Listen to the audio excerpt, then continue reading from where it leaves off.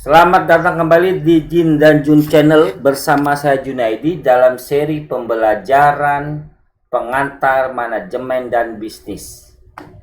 Guys, kali ini saya akan membahas tentang kanvas model bisnis secara teori dan konsep. Kalau praktiknya nanti kita bahas. Oke? Nah, dalam kanvas model bisnis itu terdapat 9 komponen model bisnis yang harus teman-teman kuasai. Oke, ini wajib nih guys. Oke. Nah, pertama, ada yang namanya value proposition. Oke. Apa itu value proposition? Ini merupakan manfaat yang akan diterima konsumen dari bisnis yang dibangun. Gitu. Nah, di materi sebelumnya, saya pernah katakan bahwa membangun model bisnis, yang pertama dipikirkan adalah bukan soal profit untuk Anda, tetapi soal profit untuk konsumen.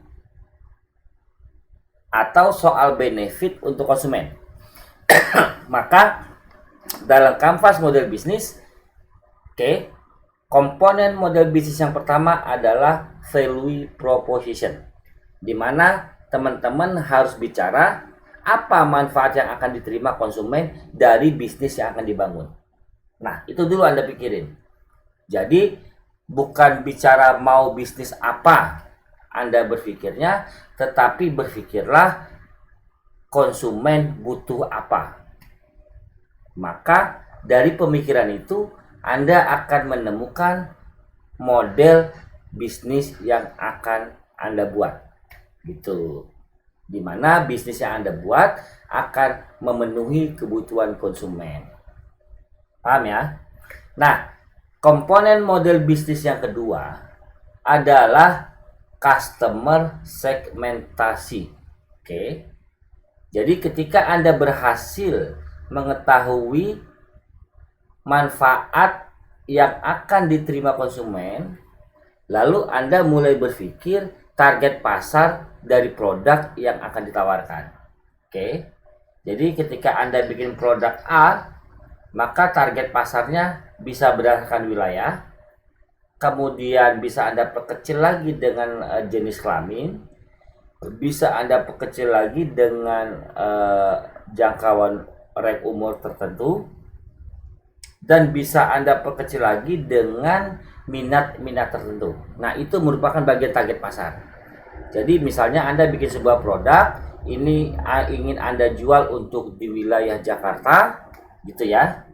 Nah, khusus wanita berusia antara 17 sampai 25 tahun bagi kalangan wanita karir. Nah, itu adalah customer segmentasi, gitu ya. Jadi customer segmentasi nggak hanya bicara tempat, guys. Jadi harus bicara spesifik, gitu ya. Umur berapa targetnya, yang hobinya apa, gitu. Paham ya? Jadi contoh misalnya Anda ingin buat helm. Tentunya customer segmentasi Anda adalah pengguna kendaraan bermotor. Nggak bisa Anda bilang untuk pejalan kaki. Nah, gitu. Itu maksudnya customer segmentasi. Paham? Oke. Nah, komponen model bisnis yang ketiga adalah channel. Oke. Bicara channel, itu merupakan media yang akan digunakan untuk menjangkau konsumen. Jadi misalnya ketika Anda berhasil menentukan segmentasi customernya, nah bagaimana media distribusinya? Gitu. Apakah melalui penjualan langsung, melalui brosur, melalui spanduk, atau melalui digital marketing, sosial media marketing? Nah, banyak guys.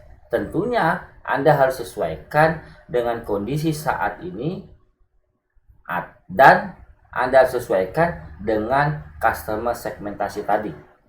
Jadi kalau Anda bicara produk untuk kalangan anak muda, tentunya Anda harus lakukan dengan cara-cara yang biasa dilakukan anak muda. Nah, nggak bisa Anda lakukan cara-cara yang tidak biasa dilakukan oleh anak muda. Kalau Anda punya customer segmentasi untuk kalangan 40 ke atas, orang tua misalnya gitu ya. Tentunya ada media lagi untuk penyampaiannya guys, gitu ya. Oke. Nah, yang keempat adalah customer relationship. Cara menjaga hubungan baik dengan konsumen. Nah, Anda harus berpikirkan itu guys, gitu. Jangan sampai ini nggak Anda pikirkan di awal. Kenapa? Tujuan dari bisnis kita adalah mencari customer, tapi bukan sampai di situ guys.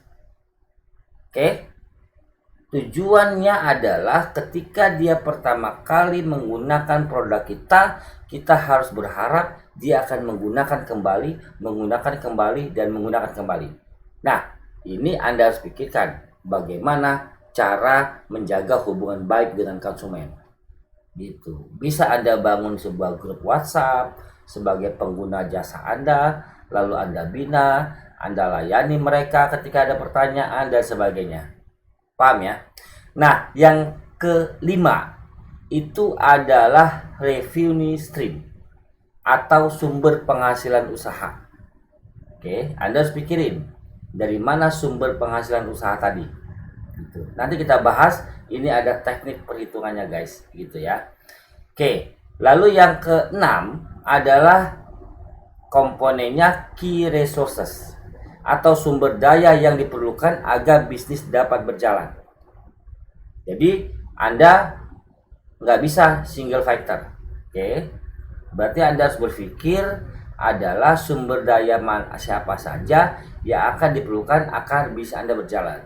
Misal untuk pembuatan produk, untuk pengecekan kualitas, untuk pembinaan hubungan, customer relationship-nya, untuk pemasaran, untuk pembayaran, metode pembayarannya, menggunakan alat apa, teknologi apa. Nah, itu Anda pikirin key resource-nya.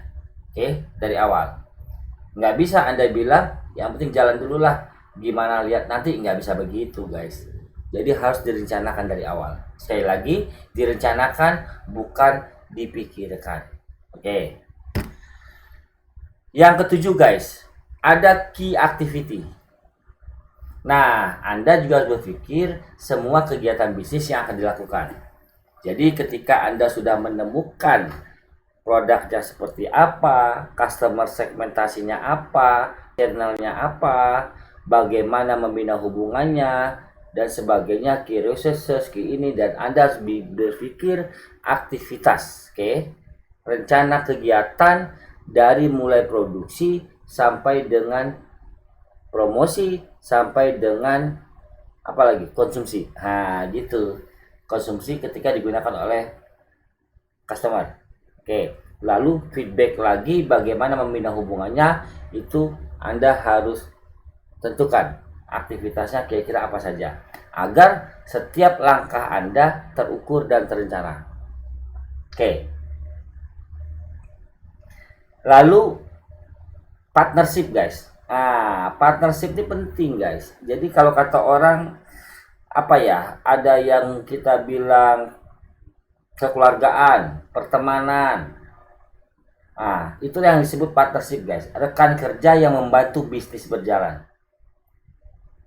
Partnership ini nggak harus karyawan guys.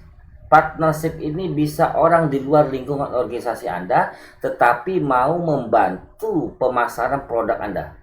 Oke. Membantu pemasaran itu bukan berarti dia harus menjual. Dia menjadi pengguna pun bisa guys. Atau dia menjadi penyambung lidah pun bisa. Atau lebih simpel lagi, Anda bekerja sama dengan dia sebagai partnership, dia bagian dari pemasaran, dilibatkan dalam kegiatan dan sebagainya. Nah, itu partnership. Nanti kita bahas lebih lanjut guys. Nah, kemudian ada cost structure. Pengeluaran dari aktivitas bisnis yang dilakukan. Oke, ini harus direncanakan guys. Harus direncanakan.